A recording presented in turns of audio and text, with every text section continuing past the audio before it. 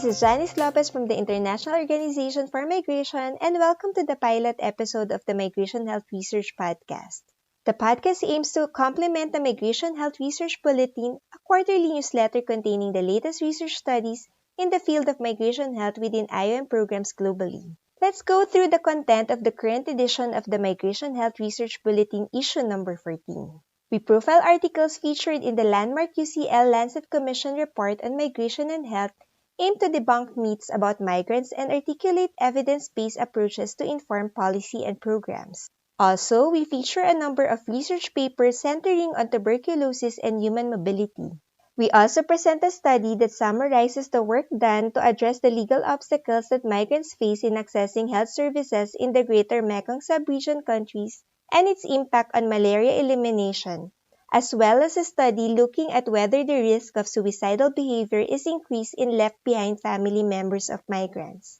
Going back to our main feature for this podcast, I spoke to Dr. Alexander Klosovsky, IOM's Migration Health Advisor based in Washington, D.C., about their study which looks at the association between chronic kidney disease and tuberculosis among adult refugees going to the United States. The study was done in collaboration with the Centers for Disease Control and Prevention and Brown University. So, this study, prevalence of tuberculosis disease among adult U.S.-bound refugees with chronic kidney disease, looked at the association between chronic kidney disease and tuberculosis. This association has been recognized for years, and from the refugee health side, we also know that many refugee groups are becoming disproportionately affected by chronic diseases such as CKD, diabetes, hypertension, while having limited access to health care and obviously residing in countries with high burden of TB.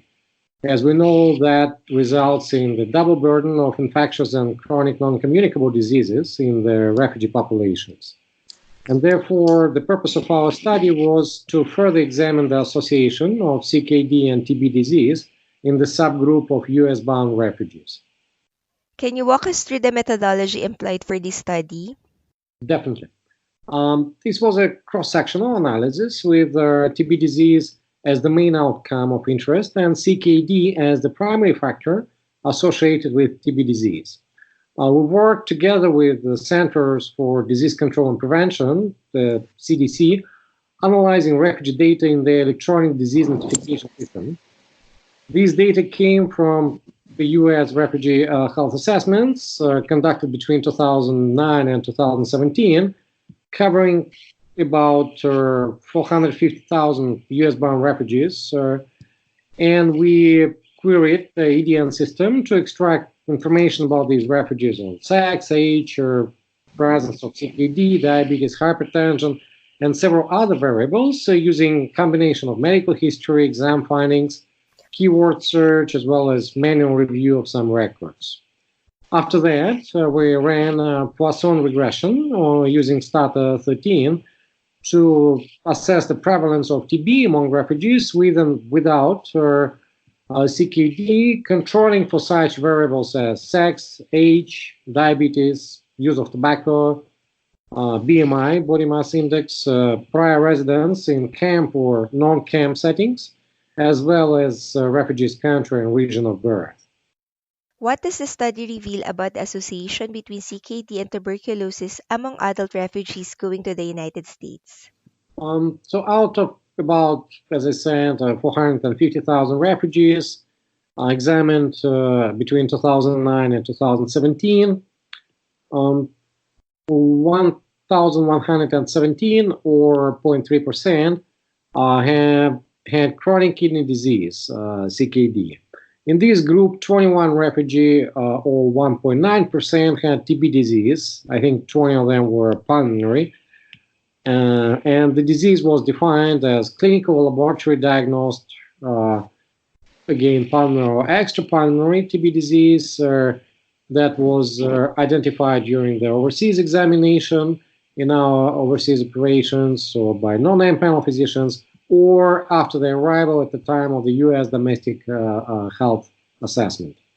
So out of the remaining 443,000 refugees who did not have CKD, About 3,380 or 0.8% had TB.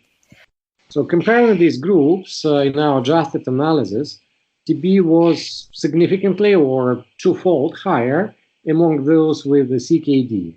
The prevalence ratio was, I think, 1.93 with their confidence interval from 1.26 to 2.98. Prior residents in refugee camps, so the camp settings, age more than 45 years, birth country being in East Asia region, being underweight or having male gender were associated with high prevalence of TB disease. What would you say are the implications of this study for policy or program? So our study confirmed the known association between CKD and TB in refugee populations, although we may have underestimated its magnitude, and CKD is likely more prevalent in resettling refugees than our data had shown, and therefore healthcare providers attending to refugees need to both be aware of this association and also need to pay specific attention to diagnosing conditions of increased risk of developing TB, because quite likely, based on our findings, that these conditions are underdiagnosed. Thank you very much, Dr. Alex, and thank you all for listening. Please feel free to share your feedback with us. See you on the next podcast.